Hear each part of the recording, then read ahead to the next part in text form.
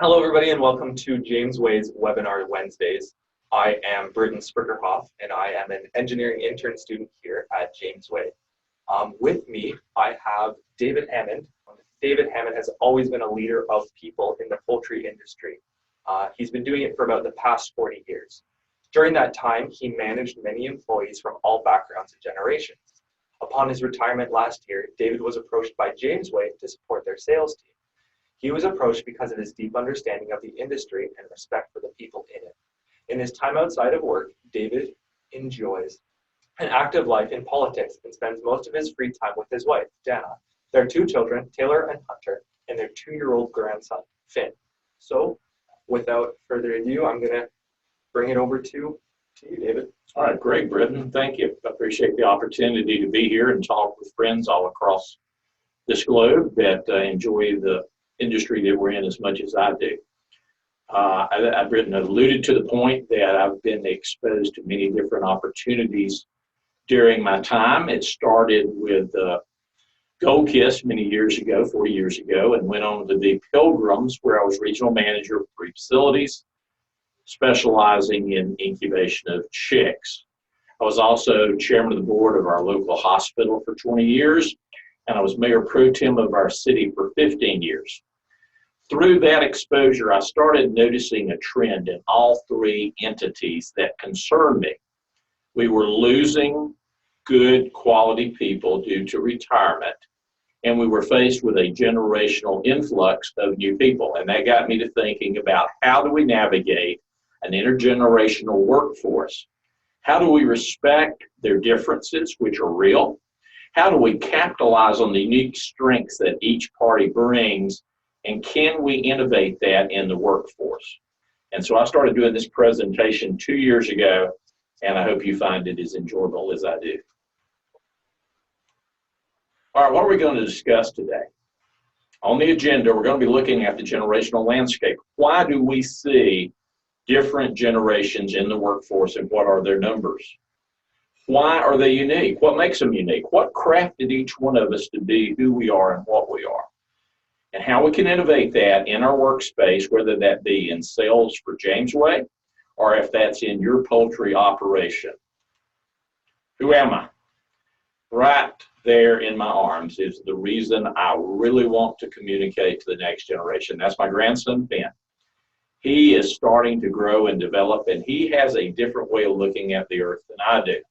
I believe that you put people first. I don't care if you're in sales or if you're in manufacturing or in production. Put people first. They are the driving component in every industry. Understand each generation. Why do we think and act the way we do? There's a reason for that. It's scientific. Develop relationships. Folks, my dad was a Baptist minister for 50 years. Everything we do in life is about relationships, fellowship, and creating communication channels, and I use that to the fullest. I started, as I mentioned, with Gold Kiss 40 years ago. Through that tenure, we found ourselves bought and merged with another company, Pilgrim's Pride.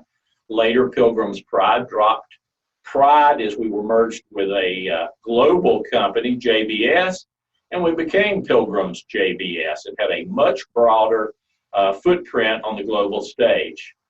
As I reached 40 years of tenure, I decided I wanted to still be active in this industry. I love this industry, good people.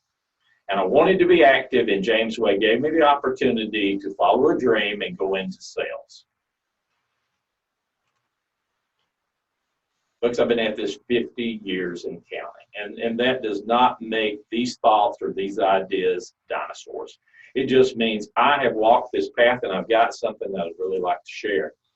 So why? Jamesway Regional Sales Manager, Western United States.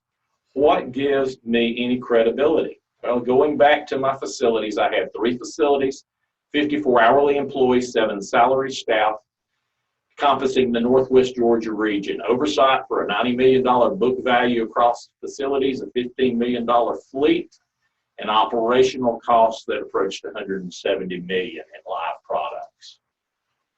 Things I'm the proudest of at my home Jamesway facility where I started my career. The cost of running a facility built in 1962 was always in the top 20 to 25% of the industry.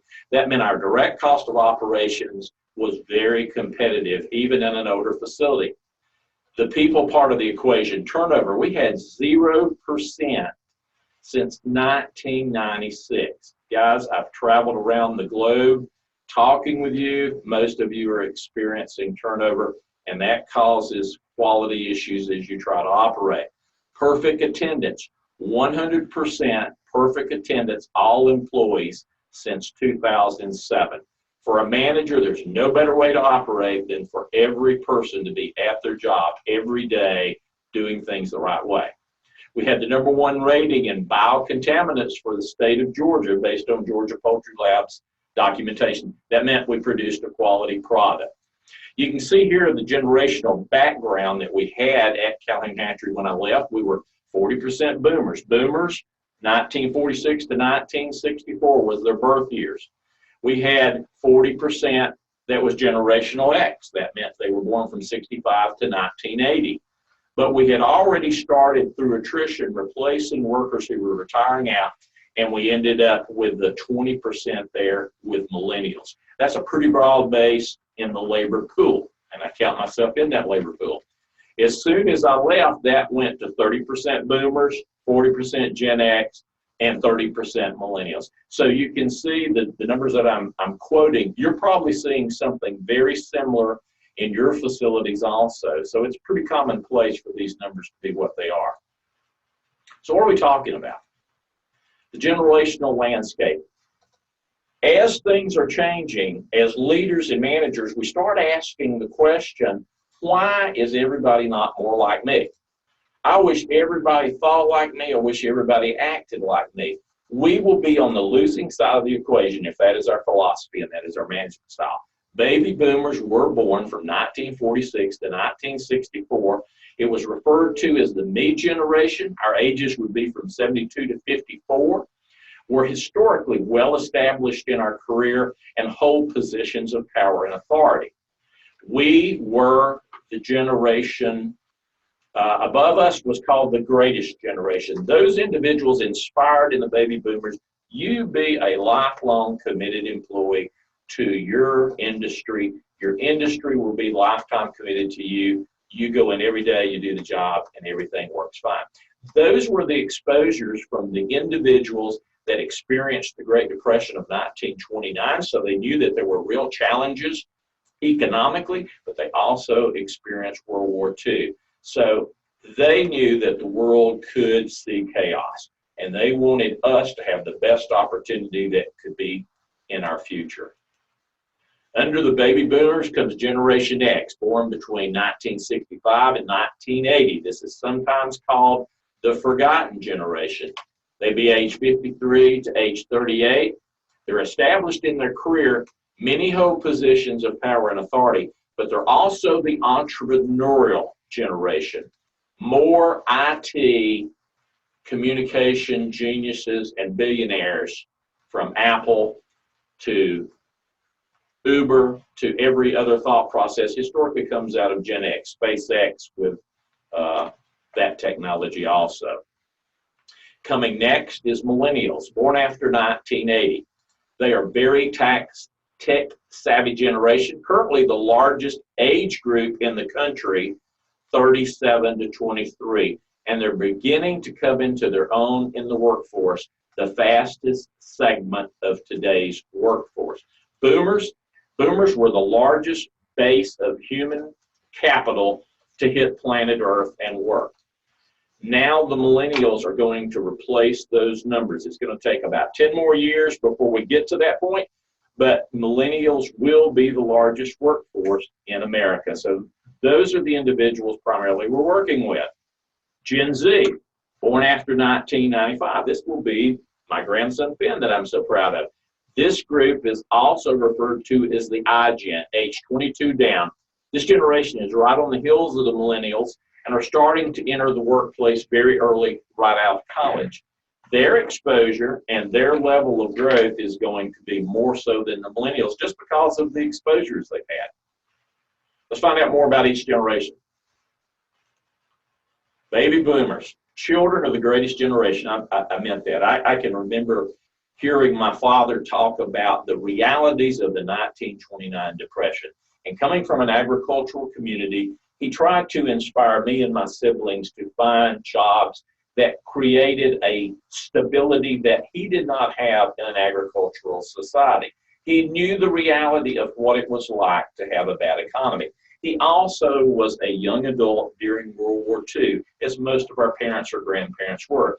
They seldom talked about it, but the world was in a state of chaos. There was a sense of pride to step up and do the right thing, but they wanted a simpler time for their children. They became the baby boomer creators because when the war was over and the economy was good, manufacturing was on a rise, they wanted the very best for their children. The parents of baby boomers historically were dual income families, which meant there was more disposable income. They expected us to finish high school and to go on to college, and they expected us to be lifelong dedicated workers to one industry. Gen X comes along. They were called the latchkey generation. These were the first kids of the dual family incomes where mom and dad both worked. So Gen X went to school and they came in and latchkeyed themselves after school and did a lot of hands-on management of their lives. They were the heroes of the 911 attacks and the first responders in the buildings and on Flight 93. So this generation steps up to responsibility. They were the MTV generation. Part of you in the audience remembers the creation of MTV. Part of you do not, but it started to change the way we looked at things. They're active as adults, but they want a happy work-life balance. They're not like boomers. Boomers, we didn't have a problem with a 60 or 70-hour work week. We wanted to be productive. We wanted to continue putting our shoulder to the grindstone. Gen X was the first generation to say, wait a minute, there's got to be a balance. I don't want to live at work. How can I be productive, yet how can I find something more? I mentioned earlier, they have a broad base of entrepreneurial tendencies. They were the IT geniuses. They were the IT giants that grew the West Coast technology and gave us social media and other opportunities. Their ambition, they were a lot into drive and startup companies. So a lot of the Ubers I mentioned earlier, or the Airbnb, things that we historically never did, this generation helped create and put on the map. Millennials, children of boomers, dual income, advanced degree, white collar parents. We took it from agricultural world into a white collar world. More and more of the boomers had positions of power, and because of that, and authority, because of that, that gave you more disposable income to expose your children to better exposures. We're between 19 and 5 years old during 9/11. The 9/11 attack, Britain, shaped and shook the world. It caused everybody to think differently about what was going to be the new norm moving forward. This generation was very young and very impressionable. So the sense of security that the boomers got post-World War II, excluding the Cold War, the millennials were starting to say, wait, maybe this is not the case. Maybe there's going to be some instability here. So that had a shaping part of their life. Unlike my generation, every single millennial who had the means was born with a computer in their home. You didn't walk over to the bookcase and pull out the Encyclopedia Britannica or World Book and thumb through to get information. You immediately went to the computer and you went and found the resource, and that gave you a broader base of knowledge much earlier. Like the greatest generation, they did experience economic instability. The Great Recession, 2009 through 2009, 2010, we faced globally more unemployment, more foreclosed homes, more layoffs, and more shutdowns than any other generation has. It had a shaping impact. Those millennials went home to the dinner table at night, and they heard their parents who were either going to be laid off or furloughed or shut down or possibly lose their home say, whatever you do, do something different than I did. Don't follow my path. And that was a shaping tool to young people to look at the leaders in their family dynamics and see concern and fear. Parents advise change companies regularly. My father advised me, he said, look, and I told you guys he was a Baptist mentor.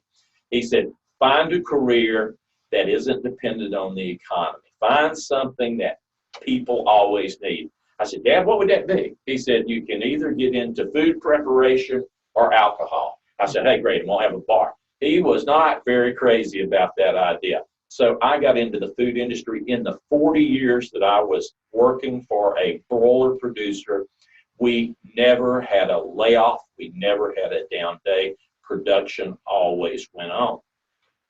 But I changed how I advise my children. I said, you have a great educational advantage from what I had. You've had global travel experience. You know the world is broader, it's bigger.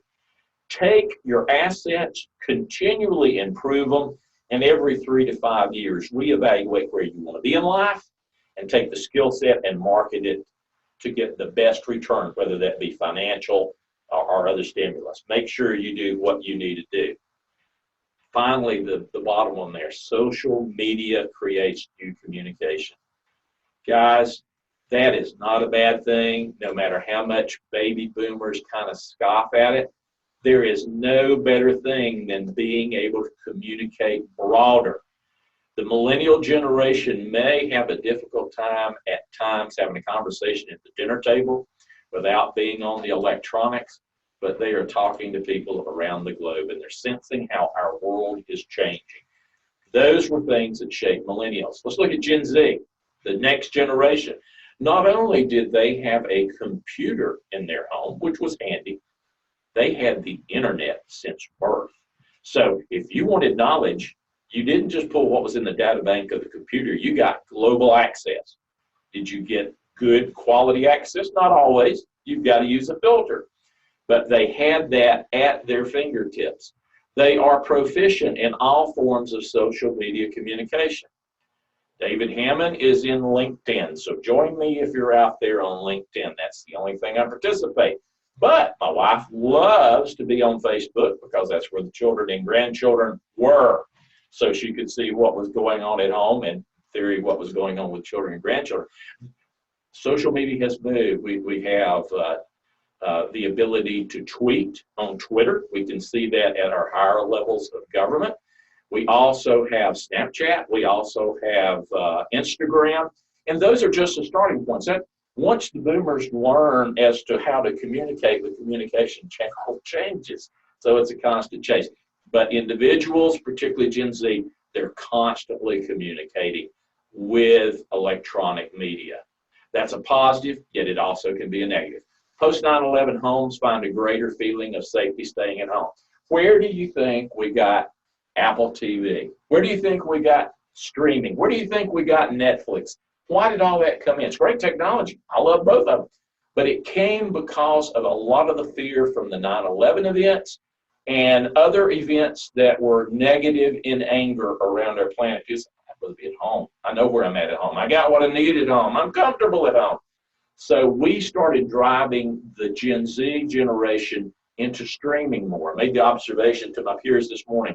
As we went past a cable company up here in Canada, I said, that's not going to exist in 10 years. I said, right now, Elon Musk with SpaceX is proposing to put satellites all around the globe so that the isolated areas and communities that don't have internet coverage will have it. That means we're still changing. We're still migrating.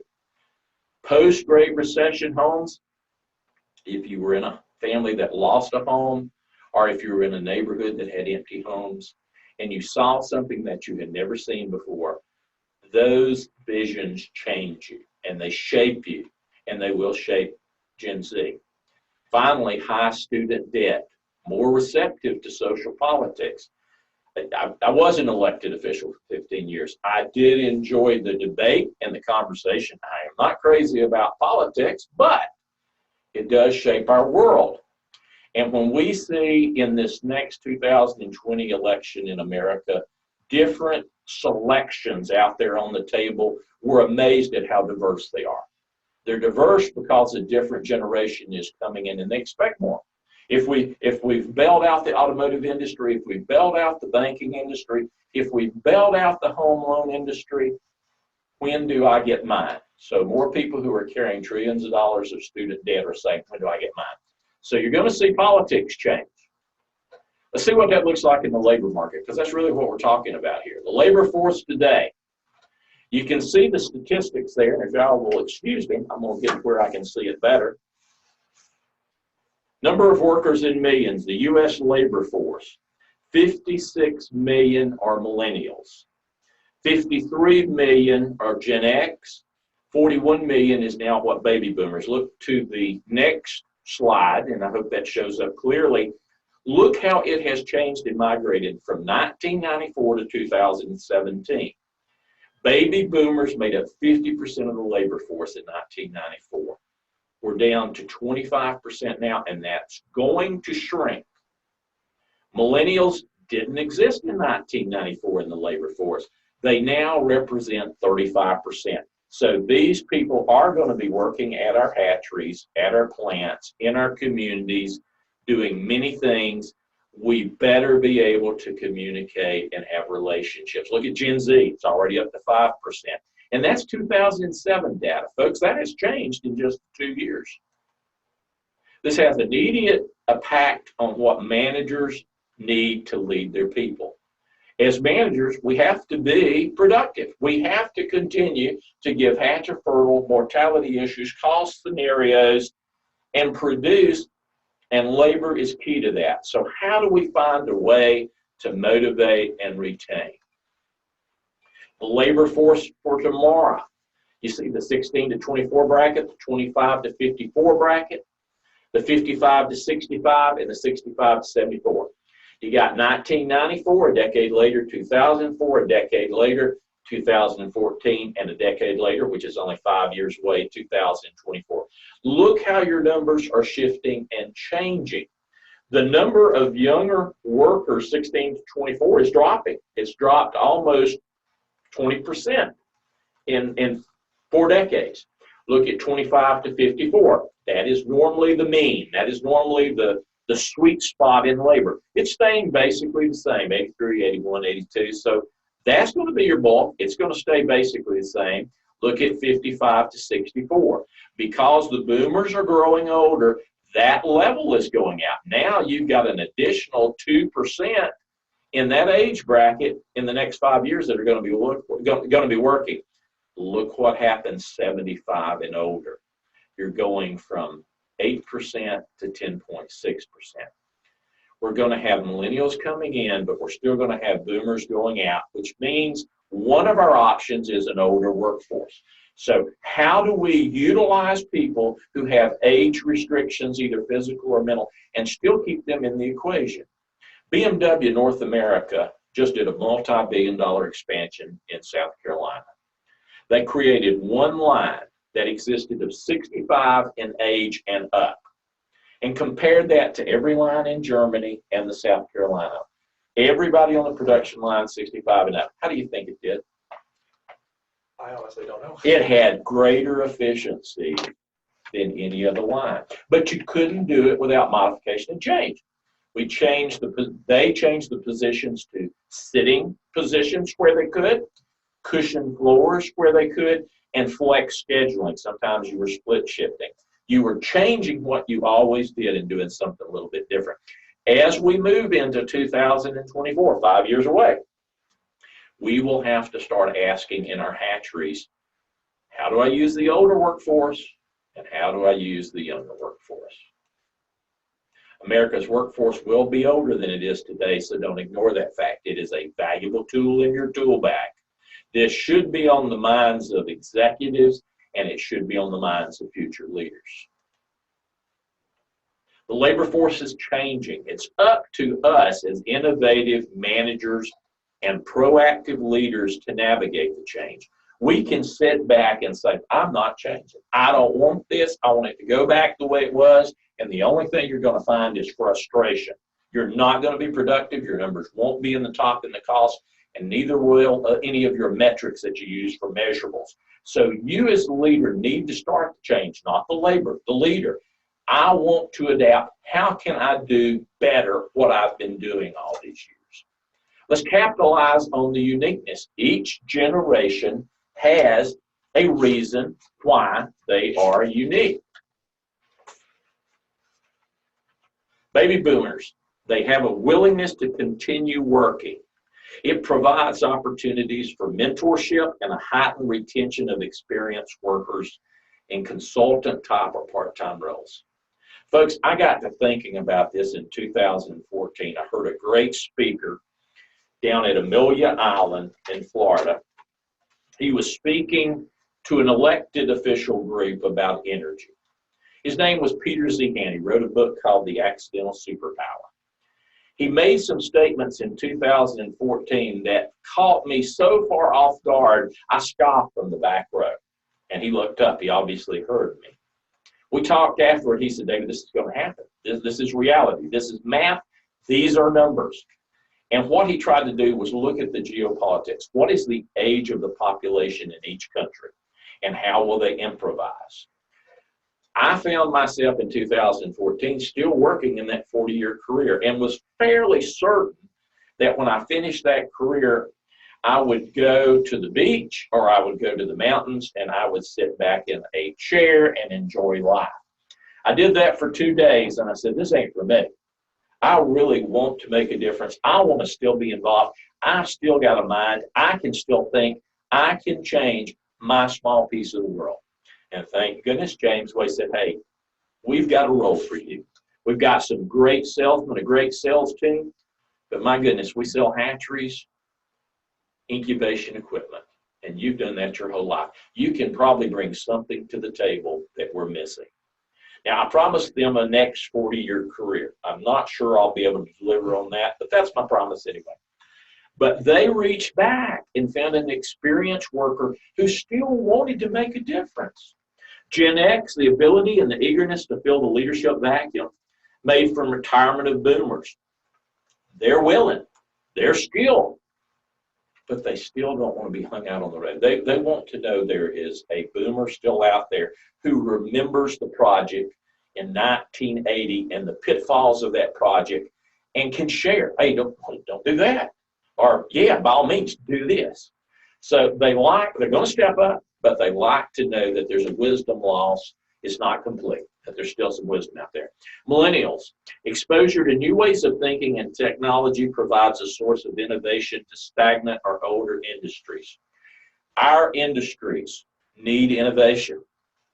We're bringing on single stage technology, which is the best technology on the planet. We're bringing in higher degrees of information through our controllers that made my world easier to operate in. We're going to be bringing in new processes for ventilation in hatcheries that we've never thought about before that will make it easier. And we're going to be bringing in new communication lines, whether it be Ethernet or fiber optic cable going to a HatchCon system that gives a manager the information he needs, not only at his computer screen, but in his hand, in his portable device, whether he's in leisure or whether he's working. That's coming from individuals who are thinking about technology and what we can do. Millennials say, hey, you could do this way. Have you thought about doing this? This is what the technology will do. Britton showed me, he said, hey man, we can put all that on a computer. You don't need all those pieces of paper. I got to get past the comfort zone, but he's right. I've got more database there.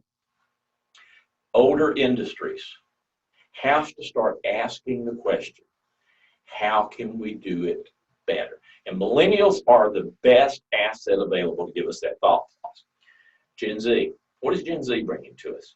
They're bringing a heightened belief in inclusion and diversity of people and thought, holds corporations and governments to a higher standard of social equality and connectivity.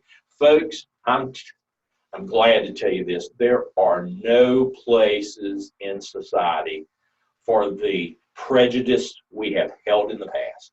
We need to let those go and move into a more inclusionary process. Why? Millennials and Zs do. They don't question. They don't see what we saw. And because of that, you've got a greater brain trust sitting at the table. I wish everybody could see all the unique people sitting at our sales table this week and all the great things I've learned from people all over the globe who think a little bit differently, respond a little bit different. So inclusion is going to be it's going to be critical. Leadership vacuum. Younger workers are ready to take the reins, but they want support from their experienced workers so that they don't lose all the knowledge. Mentorship is critical. Start thinking about it in your hatchery. Who is the person that has hit the 40-year mark or maybe the 50-year mark?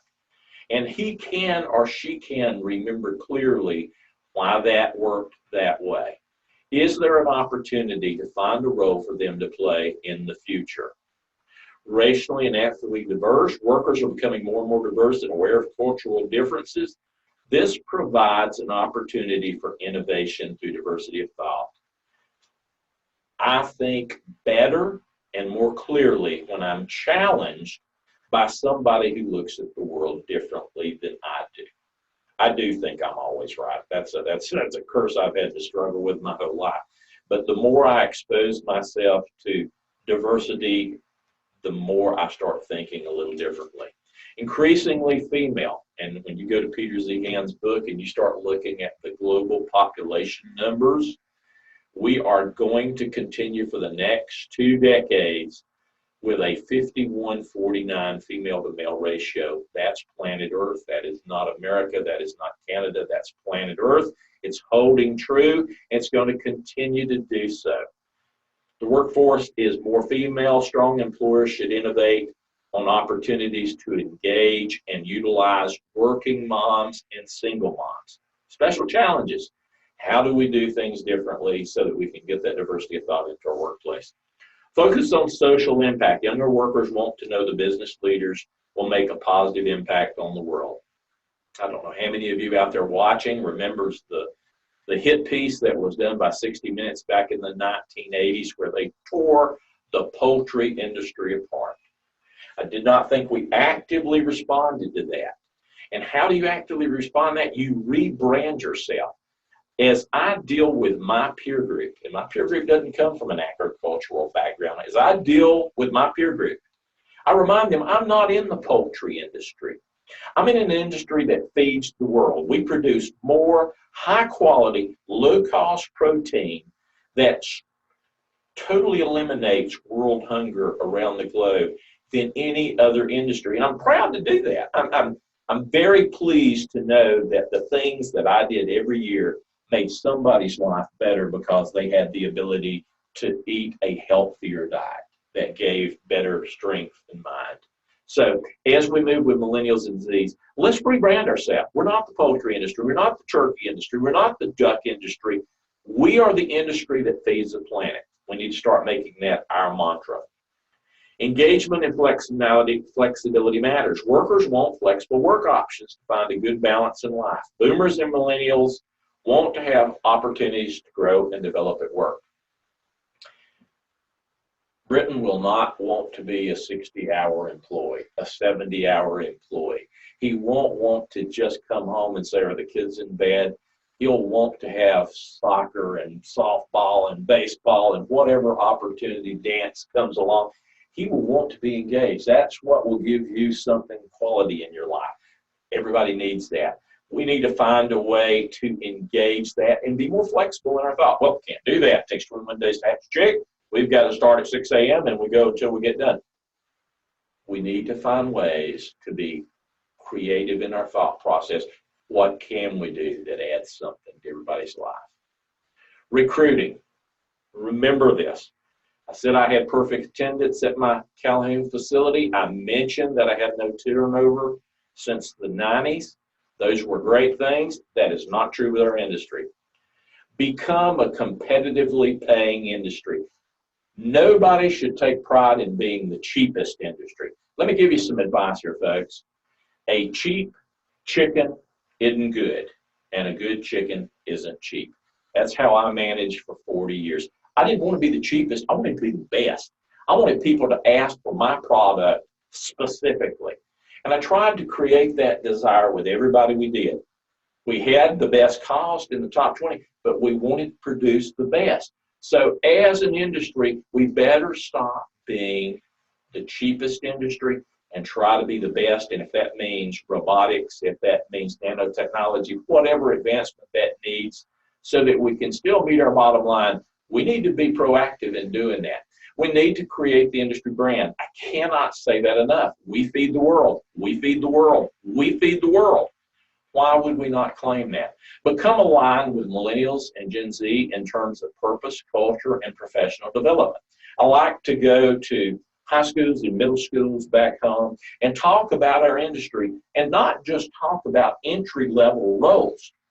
I wanted those individuals to know there were great careers that went as high as the CEO of companies. Sure, you have to pay your due. You have to buy in. You have to understand the process. But we all did that hoping to get here. So you want to lay that out so that it seems like a reality. Professional development. What opportunity can we do with millennials and Zs to create communication 101 that boomers did? Britton, I like to have a conversation. Okay. I like to talk with people face to face and say, man, what are you thinking? How does this work? Why is this not working? What's your thoughts on that? Most millennials and most of these are more comfortable with technology communication.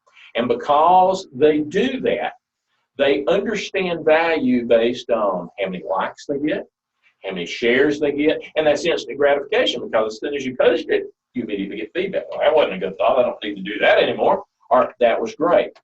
We can do the same thing by talking generation to generation, a 60-year-old talking to a 20-year-old, saying, this is how we have these conversations. And you know, it isn't uncomfortable to look eyeball to eyeball with each other and smile occasionally and frown occasionally. Those are good tools, but that has to be learned. You have to learn that skill. You can learn it with a good mentor who is flexible enough not to be so rigid that they can't understand the other point of view. So we've got to be aligned with millennials and Gs in terms of culture and professional development. We've got to share real examples of professional development and leadership opportunities. We've got to offer mentorships. And when we do this mentorship, we got to think, what else can I offer in recruiting that is out of the norm? Well, okay, freelancing. Yeah, here's where our hatcheries work. Here are the timetables. I'm willing to split shift this. You come in the morning because you have child care opportunities. You come in the evening because you don't. We haven't done it that way, but can we make this work in a cost scenario? We've got to look at freelancing and contracting. Quality control is a good example. Quality control is critical in a hatchery, whether you're doing 10-day candles, 21-day residues, egg pack analysis, specific gravities, whatever you're doing, it needs to be done. Can I freelance that? Can I contract that out rather than having an employee? Will that work? Engaging, communicate constantly, assist those with the lack of confidence and the lack of communication skills. Talking is not easy. It is for me. But for most people, it isn't easy. You have to learn that. You have to develop that. I mentioned, again, one more time, I'm going to bring it up. My dad was a Baptist minister. Where are you going to learn to communicate? Standing with the minister at the back door of the church, talking to everybody who comes through. You do that early enough, that's just what you do. We may not use the same verbiage. We may not be talking about the same subject matter, but we're going to have a conversation. Successful companies will create special role for older workers, mentors, coaches, subject matter expert. I want to talk about hatcheries. Who's done that?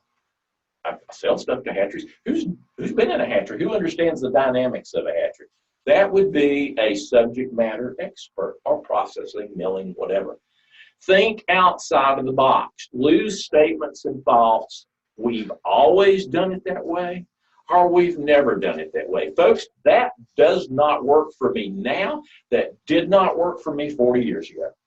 The worst thing in a meeting was for somebody to say, well, we've always done it that way. Well, that's not good. That's not. Let's lose those thoughts.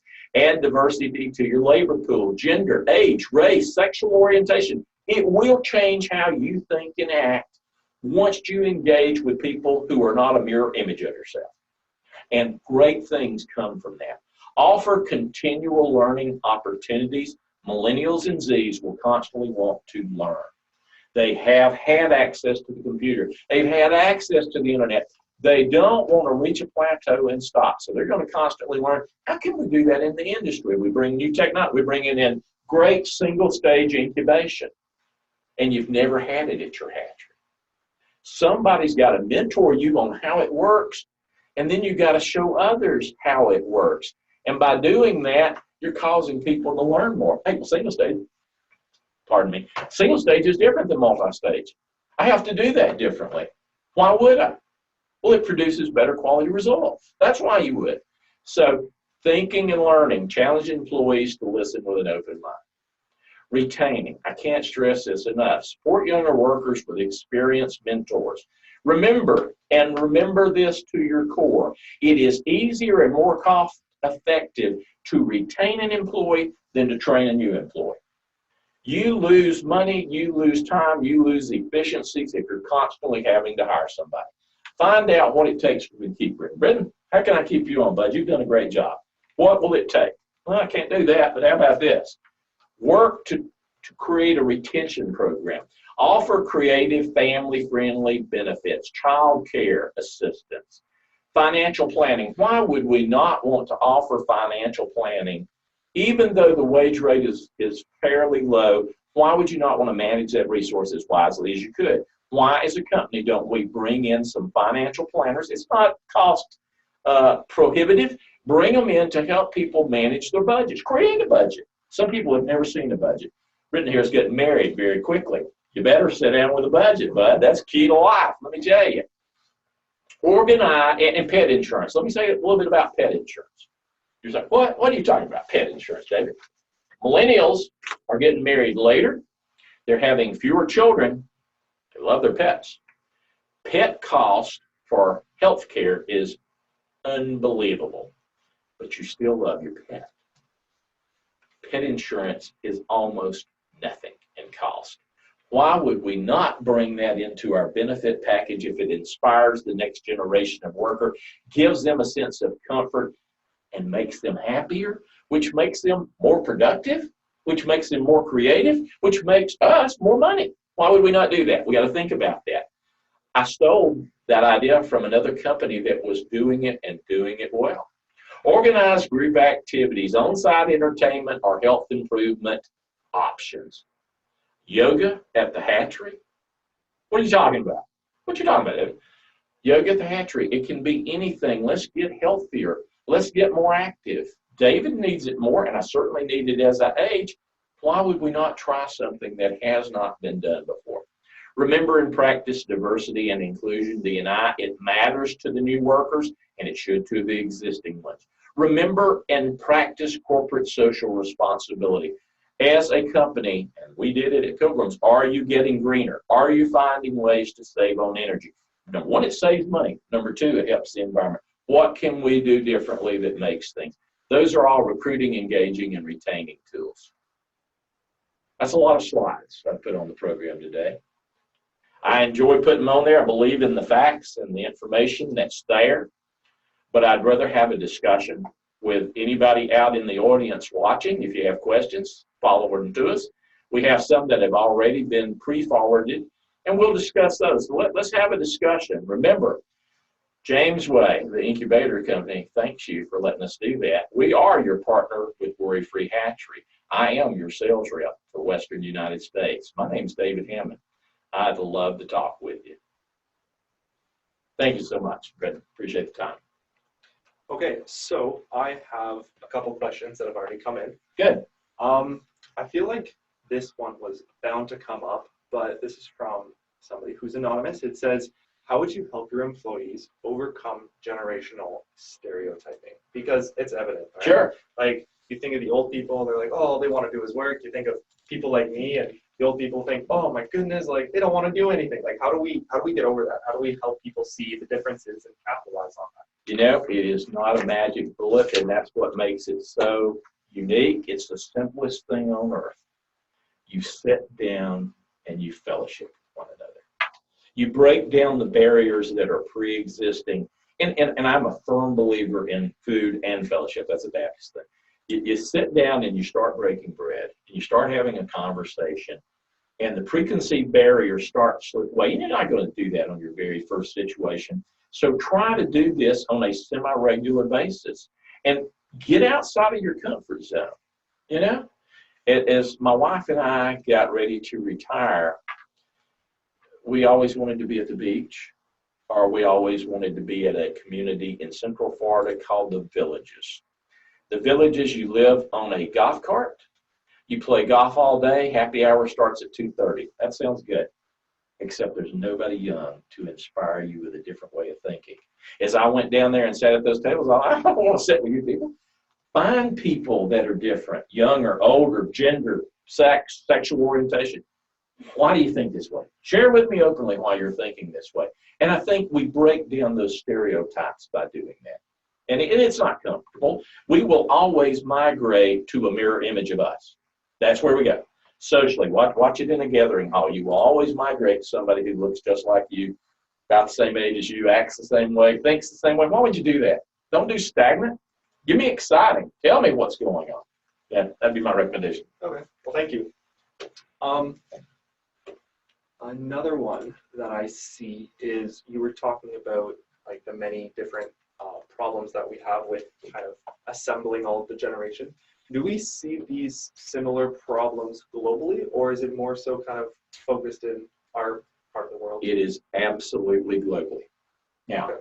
these numbers change across the globe. If you go to the former Soviet Union, you're looking at an age difference of 8 years from what America and probably North America is. So their population is more advanced in age than we. And because of some economic issues, their next generation did not grow as large as the millennial generation. You go to China, they had an official government policy of one child for 30 years. Obviously, if that is your policy and you're enforcing it, the next generation won't be as large as the last generation.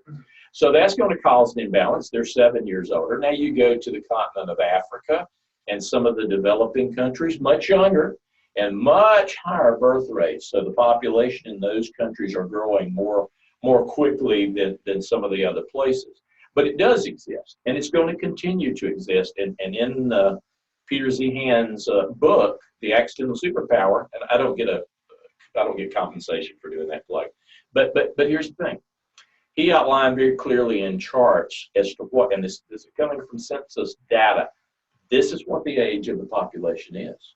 Here is where it's going to move in 10 years. It's just going to go there. And as I have followed this from 2014 to 2019, one half of the decade, it has hit that mark every single time. That means science is involved. The death rates are staying where they are. The birth rates are staying where they are. So those numbers are continuing to flow that way. So yeah, it's globally. We are at an advantage here in America because we do have a population in the millennials and Zs that's going to outstrip the boomers. So the problems that we face in these next 10 years, whether it be Social Security, Medicare, I'm not going to talk about politics, but as we talk about those social platforms and whether they're cost efficient, right now they are out of balance. You give it another 10 years and more boomers pass away, then that balance is going to come back into play. And you and I talked earlier before we started filming, there's going to be a higher passing on of wealth from boomers to millennials, their children. So you're going to have an advantage there, but at the same token, even though you're marrying later and having less children, you're still going to want better things for your progeny. So you're going to want them to have a better education. You're going to want them to have a family. They're going to want to buy a home. They're going to want to buy assets and put together, not as many as I did. My generation liked multiple cars. They won't be that way. But here's the deal. They will start revving that economic engine again because they will be buying. And because of their numbers, yeah, it's going to strip. It'll play out globally. If you watch politics and you watch the world affairs, watch it start playing out. Read the book, watch it start playing out. Just like, wow, it did happen that way. Wow, that isn't an accident. So, yeah, thank you. You bet. Just another one. Okay.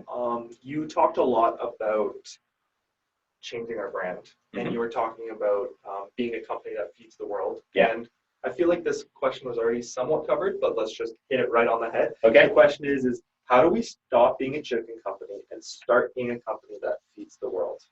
We have to start that at the highest levels of executive management, whether that be the poultry federations, the duck federations, the turkey federations.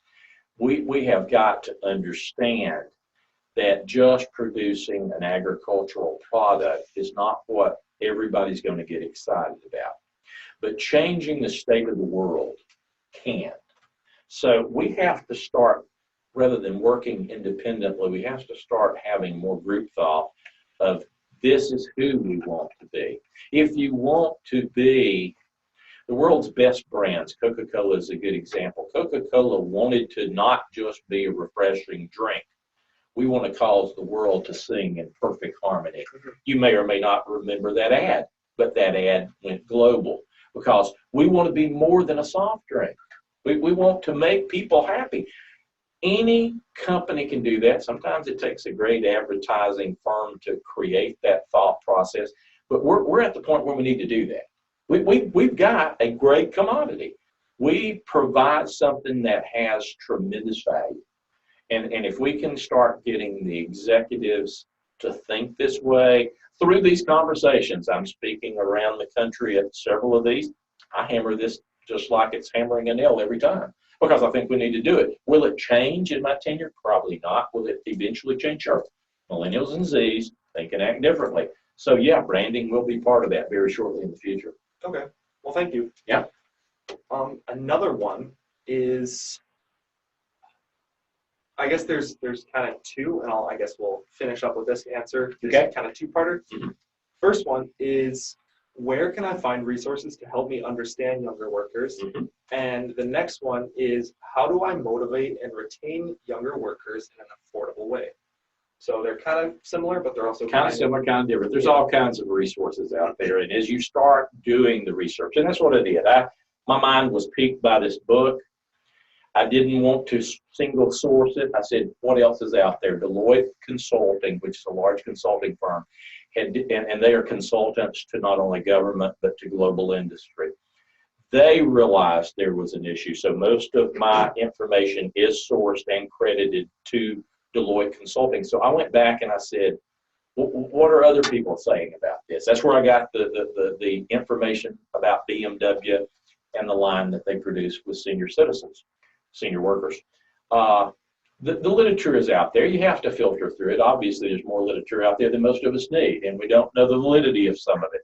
Find a source that you trust with confidence and look at the numbers with a skeptical mind, and as it starts repeating itself over and over, then you'll say there's some reality here. When I started doing this many years ago, again, the emphasis was the workforce is aging.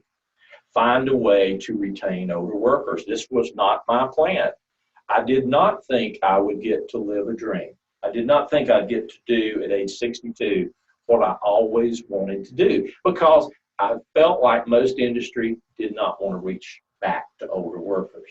Thank goodness Jamesway was very creative and insightful and accompanied me in moving into that dream role. Others can do the same thing. You can find a way to give people an opportunity. 2 years ago, I was going to be retired. Now I'm excited about the next customer I meet and the opportunity to have a conversation, hopefully two-way. I don't monopolize the time, but I have a conversation and try to inspire to the customer why I believe in this technology and why it works and why you should consider it. What was the second part of the question? The second part is, how do I motivate, or sorry, you answered how to motivate them. Where can I Costly. How do you find inexpensive? Pet insurance is a good example. It absolutely, in the scale of what our benefit package is, and the benefit package in America used to be 33% of your salary, that's what you went on benefits. We have noticed benefits change drastically in the last 10 years. I'm not sure where it'll go. I know Canada has a different benefit package than what America has. But we made these changes because people were falling through the cracks, and we made these changes because they were getting to be ridiculously expensive, eating up more and more of the bottom line. Pet insurance, if you know for a fact that the next generation is having more pets, and you can pick up pet insurance for absolutely almost nothing, and offer something that we've never done this before. We don't do that. You've created an incentive that didn't cost you anything. Bringing in a financial planner. Guys, from my work in government, there are resources out there at universities that will come into your facilities and counsel your employees on financial savings, budgeting, etc. That doesn't cost anything but your time to make a phone call and set it up and do something you've never done before. And you'll see one or two take it seriously and take detailed notes, and you'll see 40% not. But if you've changed the life of one or two because they really found something of value, then you've changed your workforce by whatever percentile that is. Didn't cost you anything. You reached out to a resource that was already there. And then you have to start communicating with millennials and Zs, the next generation, and saying, what are you looking for? You're going to be graduating here in a few years. What really is going to motivate you? Money, I'm sure, will be part of it, but I don't think it'll be all of it. So what are you looking for? And then you say, okay, as an executive or as a manager, that's going to be the largest piece of human capital I'm going to be drawing from. How can I offer that? Who gives me the opportunity, excuse me, to find an avenue to offer that? And how does that fit into my cost scenarios? Is it cost prohibitive? Or is it really so simple, all I got to do is just do a stroke of the pen and do it? And believe it or not, even at Hatchery, folks, we have the level of making those decisions. Nobody, I don't think, would have ever been critical in my company for me bringing a yoga instructor in who was a friend who said, these are great stretching exercises. Now, we did it when we were worried about repetitive motion injuries, so we did it then. But why are we not doing it? Because it just gives you a greater sense of peace, stress relief, an opportunity to bond with your coworkers over more than the product. And I think we just have to think outside of the box. Quit being held down and anchored by an old thought process. Grow your thought process. Find a way to make it work for you. Each hatchery is different. Each company is different. Each country is different. But the generations are basically the same. Know their strengths, know their weaknesses, understand your strengths and weaknesses. Don't be naive to think for 1 second baby boomers are the greatest thing to ever hit planet Earth. We were the largest thing ever hit planet Earth, but we certainly weren't the greatest. Find a way to understand what your limits and your liabilities are. Minimize those. Want to grow. Why would I, as a baby boomer, not want to be a lifetime learner? Why would I want you to be smarter than me? You know? Yeah. If he can learn how to do this, I can learn how to do this. So it keeps you young.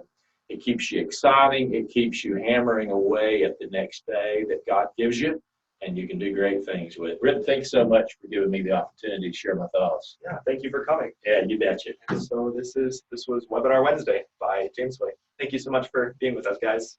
Thanks a lot.